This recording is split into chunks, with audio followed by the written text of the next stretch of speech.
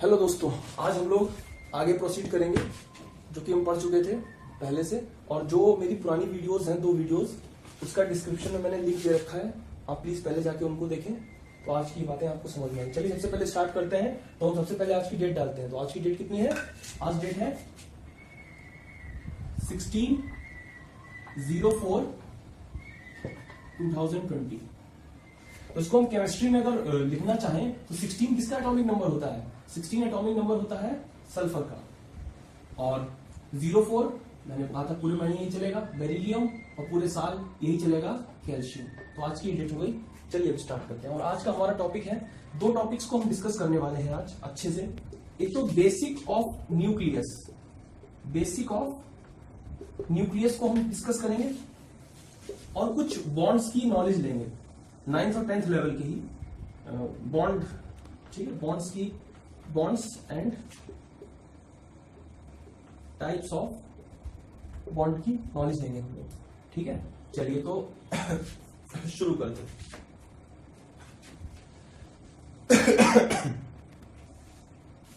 तो न्यूक्लियस एक एटम होता है, तो एटम के अंदर एक न्यूक्लियस जरूर होता है। वो इस तरीके से हम कुछ दिखाते हैं उसको, और मैं सारे पार्टिकल्स के बारे में बताऊंगा आपको कि न्यूक्लियस के अंदर क्या क्या पार्टिकल्स, सिर्फ आपको ये पता होना चाहिए। तो ये हो गया न्यूक्लियस।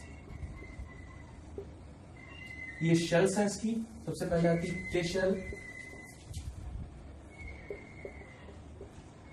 के एल और एम शेल। और इसमें मैक्सिमम इलेक्ट्रॉन्स 2, इसमें 8 और इसमें 8, इसमें इलेक्ट्रॉन्स का नंबर है ये। और ये आपको पता होना चाहिए, क्योंकि इसी के बेसिस पे हम लोग किसी भी एलिमेंट को निकाल, एटम को निकाल के उसमें जितने भी इलेक्ट्रॉन्स होते हैं उनको फिल करते हैं इसी ऑर्डर में। 9th 10th पे हम इस तरीके से फिल करते हैं, और जब हम 11th 12th में पहुंच जाते हैं तो 1s2 2s2 2p6 इस तरीके से ऑफ बाउंड रूल से, एनर्जी लेवल से हम लोग तो उसको ऑफ बाउंड रूल या फिर एनर्जी लेवल से फिल करते हैं। अब वो हम 11th में पढ़ेंगे। हुन्स रूल उसको करता है, हुन्स रूल के अकॉर्डिंग भरते हैं हम, ऑफ बाउंड रूल्स के अकॉर्डिंग, पॉली एक्सक्लूजन प्रिंसिपल, वो सब हम लोग 11th क्लास में पढ़ेंगे।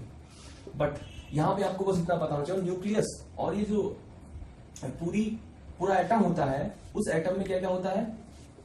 इलेक्ट्रॉन जो कि निगेटिवली चार्ज होता है, प्रोटॉन जो कि पॉजिटिवली चार्ज होता है, और न्यूट्रॉन, नेम ही बता रहा है न्यूट्रॉन, दैट इज न्यूट्रल। इस पे कोई भी चार्ज नहीं होता है, न्यूट्रल होता है। चलिए अब हम लोग इसको थोड़ा डिटेल कर लें, इलेक्ट्रॉन, प्रोटॉन और न्यूट्रॉन को। तो इलेक्ट्रॉन,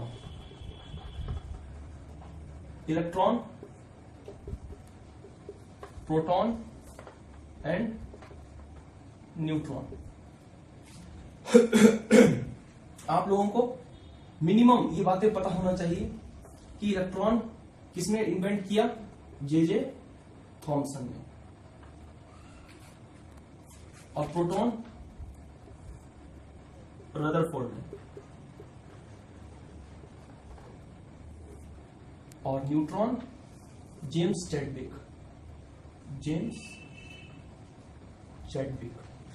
नाम पता होने के बाद सबसे इंपॉर्टेंट चीज जो है वो आपको पता होना चाहिए, इन पे चार्ज कितना होता है। तो चार्ज से पहले मास की बात करते हैं, इन पे मास कितना होता है। तो इसका जो मास होता है वो होता है 9.1 इंटू 10⁻31 kg। और इसका जो मास होता है वो लगभग होता है 1.67 इंटू 10⁻27 kg।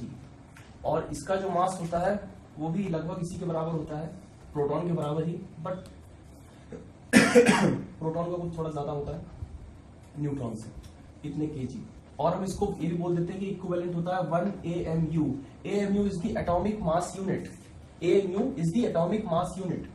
और इन दोनों में अगर कंपैरिजन करें मास में, तो मैं एक कंपैरिजन यहां पे लिख देता हूं कि प्रोटॉन का जो मास होता है ना, प्रोटॉन मास ज्यादा होता है, ग्रेटर देन न्यूट्रॉन मास। ये चीज आप ध्यान रखें। आपको यहाँ पे दिख रहा है कि दोनों की वैल्यूज सेम है, बट नहीं, ऐसा नहीं है। इसकी अगर मैं AMU में आपको इंफॉर्मेशन दूं तो 1.000762 अप्रॉक्स में बोल रहा हूँ, एग्जैक्ट नहीं पता मुझे, बट ये अप्रॉक्स होती है। तो आप देख रहे हैं कुछ थोड़ी ज्यादा है, और ये इसकी एग्जैक्ट 1 AMU है, तो इसीलिए MU। अब हम इसका नेक्स्ट पॉइंट बहुत इंपॉर्टेंट है जो कि आपको 12th में बहुत यूज होगा। ये पॉइंट भी 12th में यूज होगा, और ये जो आने वाला पॉइंट है मास, किसका, सॉरी ये मास तो हो गया, अब चार्ज। तो चार्ज होता है इलेक्ट्रॉन का 6.1 into 10 to the power minus का होता है 19, और चार्ज की यूनिट क्या होती है आपके पास, 10 टू द माइनस चार्ज की यूनिट क्या होती है आपके पास, coulomb. 1.6 into 10 to the power minus 19 coulomb, और यही सेम चार्ज होता है इस पे 1.6 into 10 to the power minus 19 coulomb. और क्योंकि ये न्यूट्रॉन है, तो मैंने बोला था आपको स्टार्टिंग में, ये पॉजिटिवली चार्ज होता है, ये निगेटिवली चार्ज होता है, और ये न्यूट्रल होता है, तो इस पे नो चार्ज, सॉरी इस पे नो चार्ज। अब हम लोग, अच्छा ये बहुत ध्यान से अच्छे से याद रखिएगा, ये तो आपको 12th क्लास में जो पहला चैप्टर है फिजिक्स का, बल्कि हर जगह यूज आएगा, पर 12th में जो फर्स्ट चैप्टर है ना फिजिक्स का, इलेक्ट्रोस्टैट्स, पूरे इलेक्ट्रोस्टैट में 1.6 into 10 to the minus 19 coulomb, यही चलता रहेगा। तो ये याद होना चाहिए, और मास भी याद होना चाहिए, कई क्वेश्चन है वहां पे इनके रिलेशन में। तो एक रिलेशन बनता है इन सबके रेस्पेक्ट में with atomic mass and atomic number. पहले मैं बता देता हूं आपको कि एटॉमिक मास, और हम इसको एक नाम देते हैं मास नंबर, को हम रिप्रेजेंट करते हैं ए से, कैपिटल ए से। और कैपिटल ए जो होता है वो बराबर होता है प्रोटॉन का, नंबर ऑफ प्रोटॉन्स, ऐसे लिख देता हूं मैं, number of proton plus number of neutrons. जब आप प्रोटॉन्स के नंबर को और न्यूट्रॉन्स के नंबर को ऐड कर देंगे किसी भी एटम के लिए, तो आप उसका एटॉमिक मास निकाल पाएंगे। ठीक है, अब मैं आपको, ये रिलेशन बहुत इंपॉर्टेंट है और इसको आप याद रखें। अब एटॉमिक मास की बात हो गई, अब हम बात करेंगे एटॉमिक नंबर के लिए। एटॉमिक नंबर बोले, और हम इसको एक नाम और देते हैं, प्रोटॉन नंबर। केमिस्ट्री में एक चीज के कई नाम हो सकते हैं, तो इसीलिए प्लीज आप लोग याद रखें कि कई बार अलग अलग नामों से क्वेश्चन पूछ लिया जाता है। तो एटॉमिक नंबर और प्रोटॉन नंबर कहते हैं इनको। और ये जो एटॉमिक नंबर होता है इसको हम रिप्रेजेंट करते हैं कैपिटल Z से, और Z जो होता है capital Z, that is atomic number, वो होता है बराबर नंबर ऑफ प्रोटॉन्स के फॉर न्यूट्रल एटम के लिए। But Z is equals to number of electrons, किसके लिए, for charged species, number of electrons for charged species. जैसे मैं एग्जांपल अगर दूं आपको, तो एग्जांपल एक ये हो सकता है इसके लिए, Na। मैंने कहा सोडियम के लिए इलेक्ट्रॉन, प्रोटॉन और न्यूट्रॉन निकाले, तो हमको पता है कि सोडियम, पहले इसका रिप्रेजेंटेशन देखते हैं। सोडियम का एटॉमिक नंबर होता है 11 और एटॉमिक मास होता है 23। तो नंबर तो हम लोगों को ऐसे ही याद हो जाएगा, रोड डेट डाल के, बट मास क्या है, एक बार आपको सभी का मास देखना पड़ेगा, याद करना पड़ेगा। लगभग ये डबल होता है, बट कुछ के लिए क्या होता है, ये एक ज्यादा होता है। जैसे इसका डबल कितना होता है, 22 होता है, बट Na के लिए 23 है। ये ऐसे 3-4 मॉलिक्यूल्स ही हैं, बाकी जितने भी हैं सबका ही जस्ट डबल है। किसी का एटॉमिक नंबर 4 है तो उसका मास 8 होगा, अगर किसी का 5 है तो उसका 10 होगा, ऐसा है मैक्सिमम के लिए। ठीक है, बट 4-5 मॉलिक्यूल्स के लिए वो मैं आपको एक दिन अलग वीडियो बनाऊंगा, उसमें बताऊंगा। चलिए, तो इसके लिए अगर एटॉमिक नंबर 11 है तो हमें यहां से क्या पता चलता है, अगर Z जो है 11 है तो उसके नंबर ऑफ प्रोटॉन्स कितने होंगे, Z जो है नंबर ऑफ प्रोटॉन्स के बराबर होता है, तो उसके प्रोटॉन्स भी 11 हो गए। और क्योंकि ये न्यूट्रल है, न्यूट्रल कहने का मतलब है कोई भी चार्ज नहीं लगा हुआ है।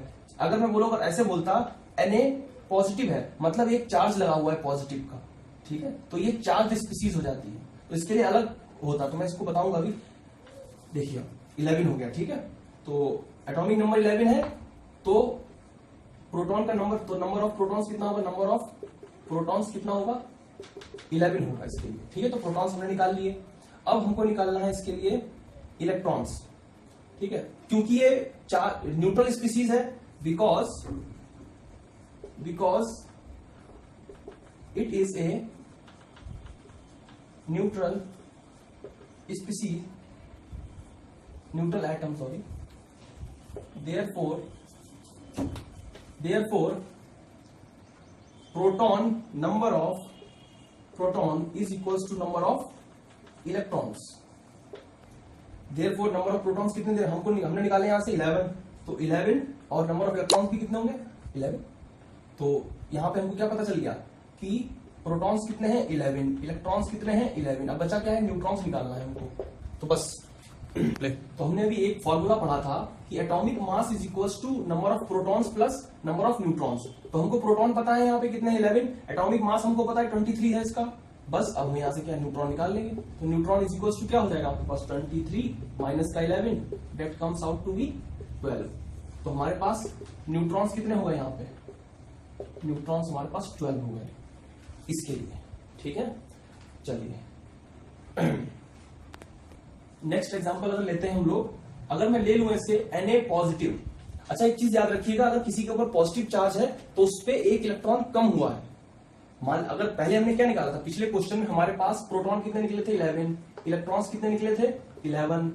एक्चुअली मैंने पुराना पहले लिखा था तो उसमें इलेक्ट्रॉन को ई बनाना था मैं, वो एक्चुअली में ये आप ई ऐसे बना दीजिएगा। इलेक्ट्रॉन कितने 11 और न्यूट्रॉन कितने निकले थे 12। तो ये पुराने में थी, कब, जब हमने लिया था सिर्फ सोडियम का न्यूट्रल एटम। बट अब क्या है, हमने इसको कर दिया चार्ज, पॉजिटिव चार्ज। तो जैसे ही पॉजिटिव चार्ज आता है तो प्लस का मतलब है कि एक इलेक्ट्रॉन माइनस। तो यहाँ पे क्या कैलकुलेशन होगी इलेक्ट्रॉन्स के लिए, अगर एक प्लस चार्ज आ गया है तो यहाँ पे 11 minus 1 that's come out to be 10, that comes out to be 10।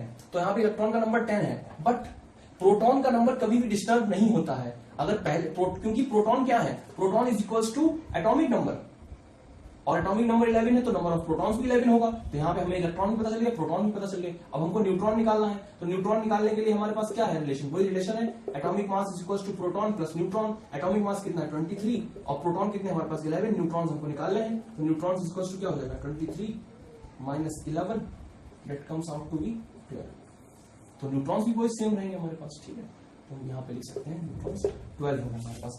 अगर ऐसा होता कि यहाँ पे 2 पॉजिटिव होते तो हम क्या करते, इलेक्ट्रॉन में 1 की जगह हम 2 माइनस कर देते, तो यहाँ पे हमारे पास 9 आ जाते इलेक्ट्रॉन्स। अच्छा अगर ऐसा होता कि यहाँ पे हम माइनस का Na ले लेते तो क्या होता कि हमारे पास यहाँ पे कितने थे इलेक्ट्रॉन्स, पहले 11। तो अब क्या होता, अगर माइनस आ गया है कहीं केमिस्ट्री में तो मतलब समझिए वो प्लस है। तो इसमें क्या होता है, एक इलेक्ट्रॉन प्लस हो जाता, तो यहाँ पे इलेक्ट्रॉन्स कितने बन जाते 12, और बाकी कैलकुलेशन हम लोग कर लेते हैं ऐसे ही। ठीक है, तो ये हो गया। चलिए फिर आज के लिए इतना ही रखते हैं हम, और प्लीज ये डेट डालने की प्रैक्टिस करते रहें आप लोग। और नेक्स्ट टर्म पे हम लोग पढ़ेंगे कुछ बॉन्डिंग से रिलेटेड, बॉन्डिंग का कुछ बचा हुआ है बेसिक में, और थोड़ा वो जो लास्ट बचा है तो मैं अब नेक्स्ट लेक्चर में बेसिक का एंड कर दूंगा, और हम लोग 11th क्लास के पहले चैप्टर के साथ स्टार्ट करेंगे। और अगर आपको ये वीडियो अच्छा लगा हो तो प्लीज लाइक करें, शेयर करें और कमेंट करें, जिससे कि ज्यादा से ज्यादा लोगों के पास पहुंचे, ज्यादा से ज्यादा बच्चे उसको देखें